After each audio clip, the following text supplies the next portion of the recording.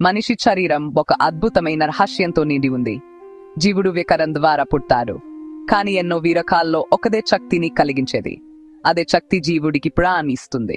అలాగే ధ్యానం చేస్తూ ఉన్నప్పుడు మనలో అంత శక్తి ప్రవహిస్తుంది.